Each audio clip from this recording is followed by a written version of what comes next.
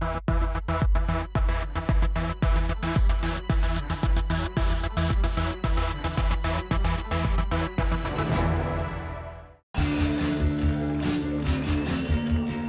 son de Joy Division n'a pas pris une ride. Près de Lyon, ce soir-là, Peter Hook interprète l'album de l'ancien groupe New Wave de Manchester dont il était le cofondateur, Unknown Pleasures, sorti il y a tout juste 40 ans.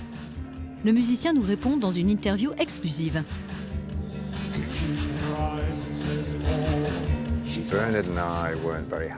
Bernard et moi, on n'était pas très contents de cet album. On trouvait que ça faisait trop vieux pour nous, que c'était peut-être trop bon pour nous. On voulait que cet album soit plus punk, comme les Clash ou les Sex Pistols. On ne l'a pas fait pour qu'il devienne une légende, en tout cas pas 40 ans après.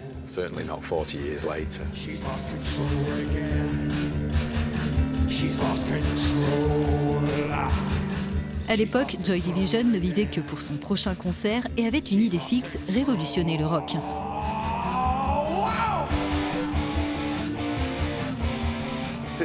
C'était drôle d'attendre de savoir ce qu'on pensait de nous. Ça ne nous intéressait pas et en même temps, ça nous intéressait. Les choses comme ça, c'est à double tranchant. On était très heureux dans le groupe. Il y avait une grande confiance entre nous. Ce n'est qu'après cet album que la maladie de Ian a commencé à jeter une ombre sur le groupe. Ian Curtis, le chanteur de Joy Division, atteint d'épilepsie et peut être submergé par son mal-être personnel et par la pression de l'industrie de la musique, s'est suicidé 1 an après la sortie de Unknown Pleasures. Je voyais dans quelle situation était Ian et je ne pouvais pas l'aider.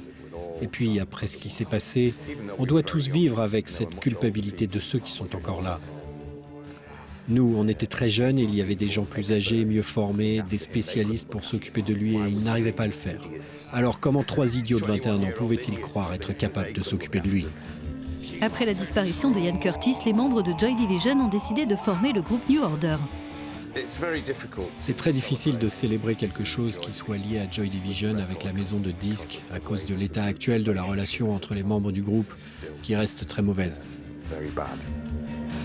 En 2010, 30 ans après la fin de Joy Division, Peter Hook a voulu rendre hommage à son héritage en entamant une série de concerts avec son groupe actuel. Ian Curtis avait tellement laissé sa marque sur notre musique que les attentes à mon égard étaient immenses et j'étais absolument terrifié.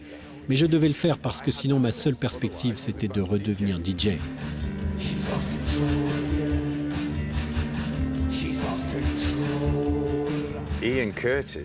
Ian Curtis en particulier avait une grande ambition pour le groupe au plan international. Manchester ou l'Angleterre, ce n'était pas suffisant. Il avait l'ambition d'emmener la musique de Joy Division partout dans le monde parce qu'il était notre plus grand fan. Et je suis persuadé qu'en faisant ce que je fais, je remplis cet objectif pour lui en réalité. Je crois qu'il en serait très fier. Il serait très fier de nous voir jouer au Mexique, au Portugal, au Brésil, en Mongolie. Aller dans tous ces pays pour jouer la musique que j'aime et que j'ai contribué à créer avec d'autres. C'est merveilleux pour moi. C'est une mission géniale. Peter Hook and the Light reprend les morceaux de Joy Division et New Order sur les scènes du monde entier et édite des albums live. En mai 2020, le groupe jouera de nouveau l'intégralité de l'album Unknown Pleasures lors de 2 concerts à Londres et Manchester.